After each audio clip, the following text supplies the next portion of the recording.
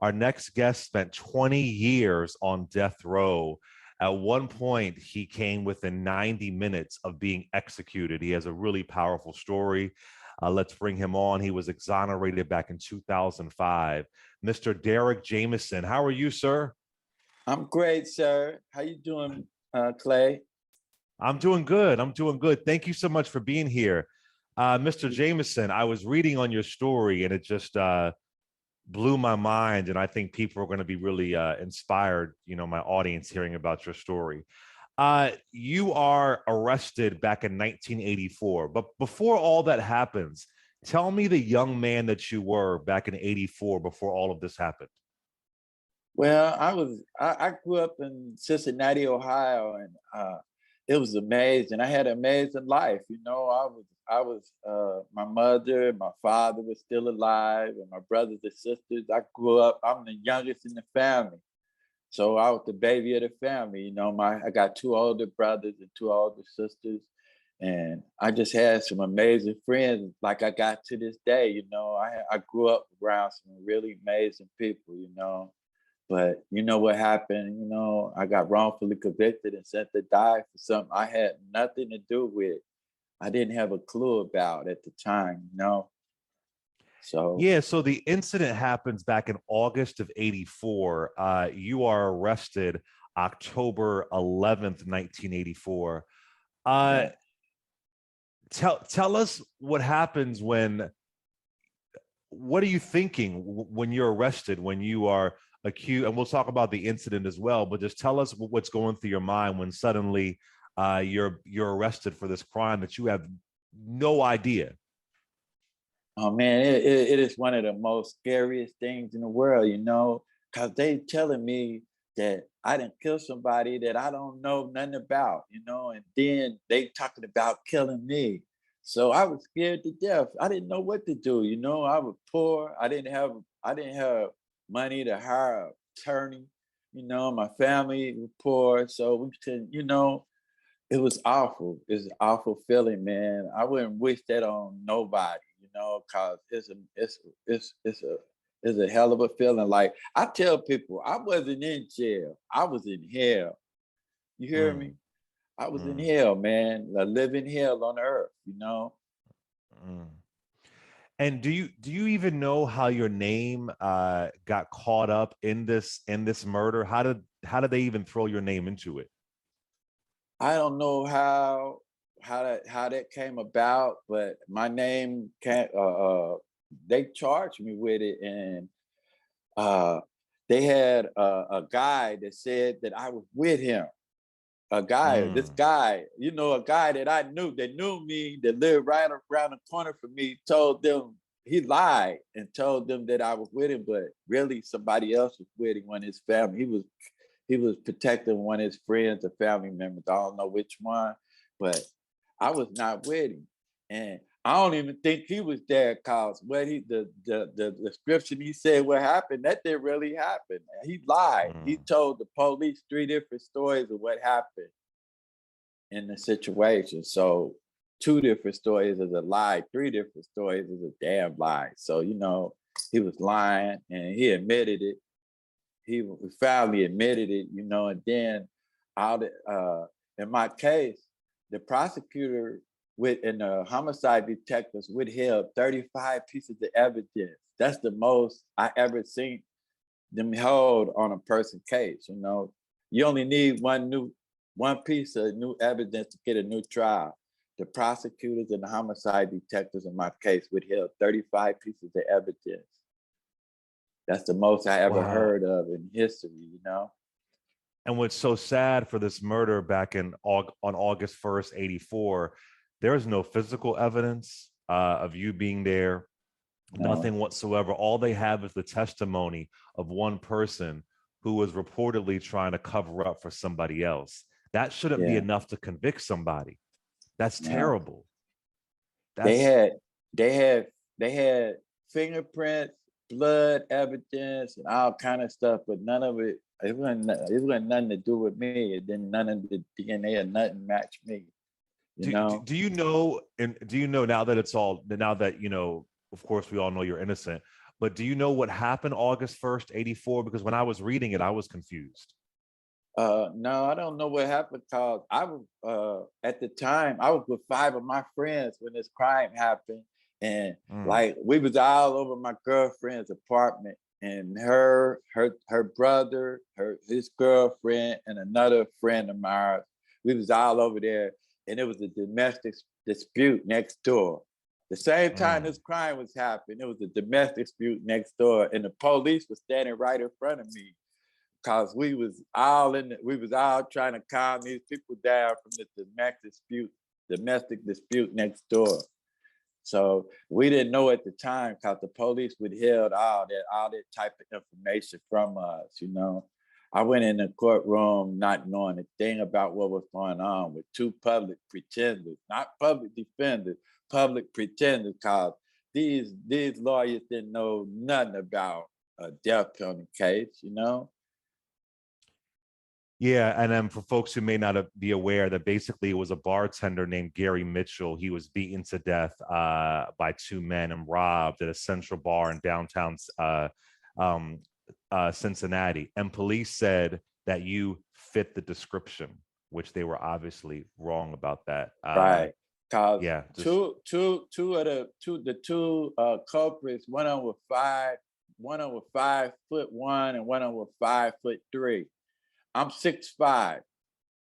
You hear me? And I always had this really long hair, like my hair long now. My hair was mm, just as long back then, you know, and I mm. was always 6'5". I'd never been 5 foot nothing.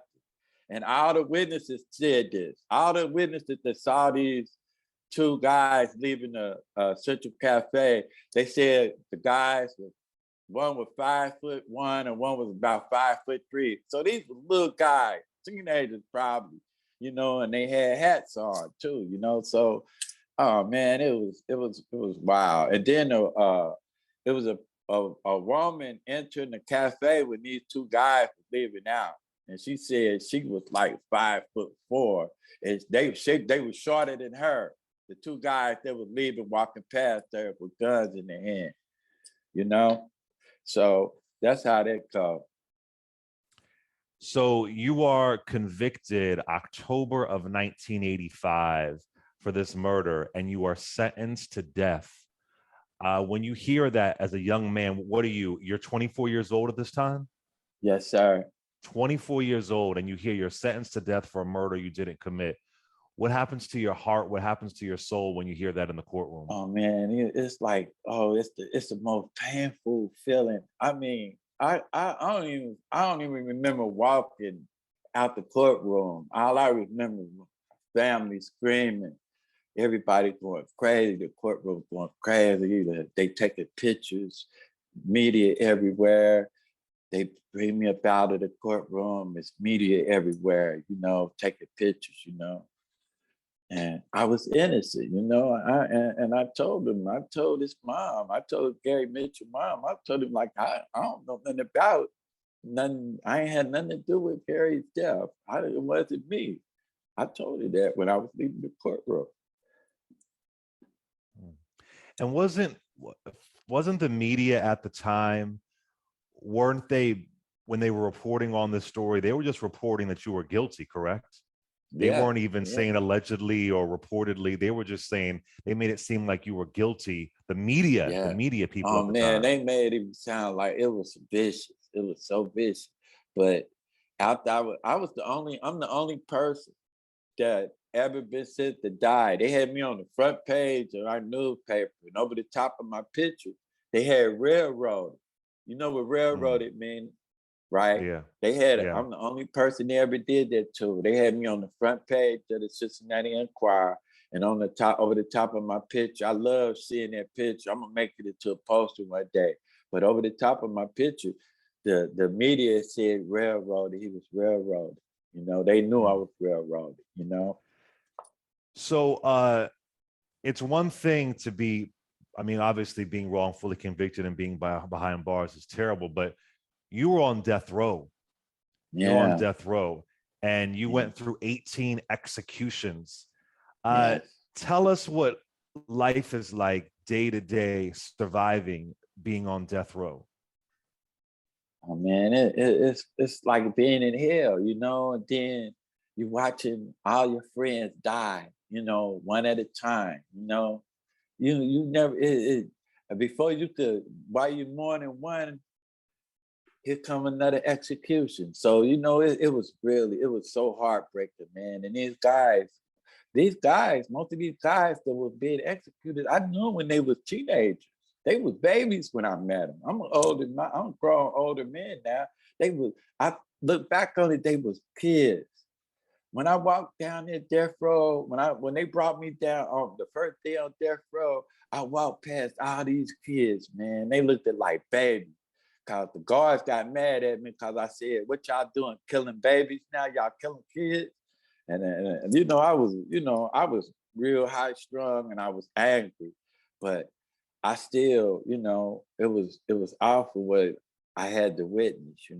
All them young men that I witnessed walking past, I watched all of them die. I watched all of them get executed. I remember the exact day they was executed, most of them. The day I was walking off of death row after spending 20 years on death row, the same day I was leaving, they were preparing my best friend, William Williams, to be executed that morning. The day I was leaving, be a free man, I was leaving death row, and they were preparing my best friend to die that morning. And he was executed the same day, the best day of my life. The best day of my life, they executed my best friend that morning. William Williams, Lil Flip, we called him Lil Flip. He was from Youngstown, Ohio. And there were 6 times that you were supposed to be executed, and one time it came within 90 minutes of you scheduled to be executed. I'm not even sure what does that feel like to know that there's a date and time for your death, and then what does it feel like when they stop it? Clay, it is the most horrible feeling. All these guards come to your cell. It was like the gray shirts and the white shirts and the ward problem. They all come to your cell and they ask you to sign these papers, but your lawyer tell you don't sign nothing. And they ask you what you want for your last meal. They ask you where you want your body sit. Could you give us a place where we could send your body? You got to give them all this type of information. They want to know all that, and you know exactly the time you're going to be executed too. All my friends that got executed, they knew exactly what time they was going to die. Can you imagine that? It's so heartbreaking, but that's the way it is, the death penalty is just pure evil, Clay. It's pure evil, man. Should no human being be allowed to say who should live or die in America, especially in America? And especially, we got the best justice system in the world, but it's broken. And we're making honest mistakes. We're making a lot of mistakes. I don't know if they honest mistakes, but we're making a lot of mistakes, and we're killing a lot of innocent people. A lot of my friends were executed because they were poor. I was sent to die because I was a poor. Only people like Sister Helen Prejohn said it best. People with capital don't get capital punishment, and let that marinate, Yes, sir. How were you treated by the guards on death row? I've heard of some really terrible experiences from the Oh guards on man. death row. See, by me being the media darling and by me being so kind to everybody, the guards loved me. They was my They best. did. Some of them Okay. was they was crazy about me because I kept people calm and they knew my heart. They knew I looked out for my brothers that was there, the people was there. Then they had nobody to help them. The world was against them, and they was also condemned to die. But I opened my heart to them guys. Even the guards. Even my punisher, they didn't punish me. They was really kind to me because I was kind to them. So, yeah, but Gotcha. they could be really mean, the guards was really awful to a lot of the guys, that caused problems on the road, but other than that, they was really kind to me because of who I was. Mm. And how was your family affected by this 20 years behind bars on death row? I mean, you mentioned your mother, you mentioned your father. Yeah, what happened yeah. It to your was family? awful. It destroyed family because the first person to go was my twin, my dad. My dad couldn't take it. The death penalty didn't kill me, but it killed my mom and my dad. I remember the day. It was December the 9th, 1997. I was in, it was early in the morning. I was sitting on the bed, listening to gospel music, listening to Christmas music, singing, enjoying making the best out of a bad situation. And all these guards showed up to my cell. And the guards that know me behind me, they was in tears. And they came to tell me that my mom had died that morning. And I was waiting on a visit from my mom. I was waiting, I was, I was waiting on a visit, and they came and told me that my mom had died that morning. My mom was laying in the morgue, and I'm sitting there waiting on the visit, and they came and told me, and the guards were crying. Oh man, it was one of the worst days of my life. Like the death penalty didn't harm me, but it killed my mom and my dad. They was the first to go. And that was awful. Should nobody have to go through that? Should no family have to go through that? Can you imagine your brothers or your sisters or your mom, somebody you love on death row, and they innocent, and you ain't got the money to help them. You ain't got the money to help them with an attorney. So they gotta die. You gotta watch them die. You gotta watch them suffer. Mm. Wow. Yeah, I can only imagine. I can only imagine. You are eventually released and exonerated October 25th, 2005. Explain to the audience how you are eventually exonerated after 20 years. Yeah, man, it was the best day of my life.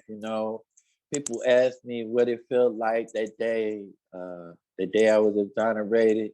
That it felt like, you remember when you was a kid, that day before Christmas, your mom and them tell you to go to bed because you got Yeah. all the beautiful toys and beautiful bikes and stuff. That feeling, if I could bottle that feeling up and sell it, I'd be a billionaire. It felt so good.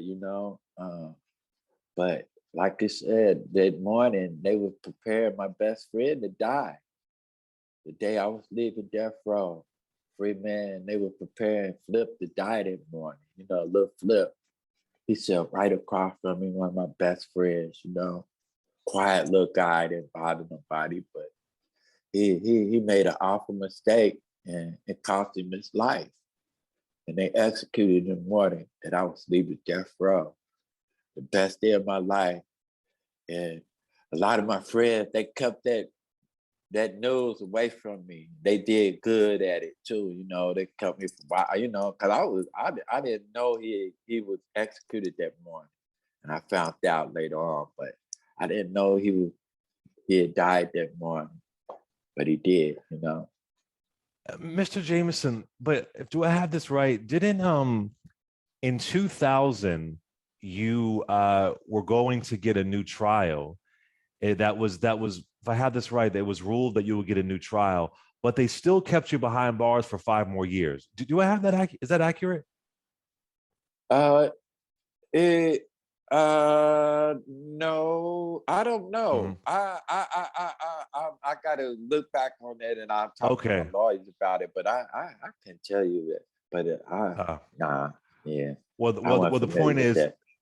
the DA decided not to retry the case, and all charges were dismissed, and you were Yeah, removed, like I said, from death row and released from prison on October 25th, 2005. I think what's disturbing to me is that the state of Ohio is giving you nothing except for, I think, $75. Is that They accurate? They told haven't given you right. anything They except gave me that's they gave me $75, Clay, and told me to get the hell out of there. Excuse my French. They told me to get the hell out of there. I ain't been compensated a dime, brother. Yeah, I that's haven't been just compensated, but uh, I'm hoping that we're compensated soon. yeah, that's just yeah. Yeah, How yeah. has I mean, you've been out since 2005. How has life been for you as a free man? Well, lately it's been great because, like I said, a free man. It's been magical, a magical life. I've been home like I've been free for like 17 years now, Clay. I just celebrated my 17th year of freedom, October the 25th. So, uh, yeah, it's been really great, but I've been struggling a lot. It's been hard. I moved to Florida, and I should have never moved to Tampa Bay because I can't afford to live here, brother. I'm saying, and then I got caught between the pandemic, so I've been staying off and on in different hotels and motels, and I got a dog, a little dog named Lucky. My family Mm. gave me that. He been with me for about 5 or 6 years now, so I got him with me. So it's been really rough, but I ain't complaining. My Yeah. 2014 New Year's resolution was I ain't gonna never complain again in my life. You know. Well, you do some work with the organization Witness Innocence, correct? Yes, Witness sir. Innocence. Yeah. Yes, Tell sir. us about Amazing. Witness Innocence. It's an organization of death row exonerees. You be speaking to some of them, and I hope so, because we got some amazing speakers there and amazing young men and women that's been exonerated and they're out here. You know, because a lot of people get off of death row. They don't want to speak. They don't want to talk to nobody about it or none of that. But you know, we got an organization and people to go around and universities and churches and wherever, any venue that we need, you know, state house, anywhere we need to be and speak. You know, we do an amazing job at it, and and thank you so much for joining the movement and helping our voices get heard, sir. Thank you, Clay. I appreciate that, brother. I love you for that, Oh, man. oh, Thank you. thank That's a thank you gift for from God. sharing your story. Yes, and Thank I you. want to encourage people to go to witnessinnocence.org/donate. If you want to donate, again, once again, it's witnessinnocence.org/donate.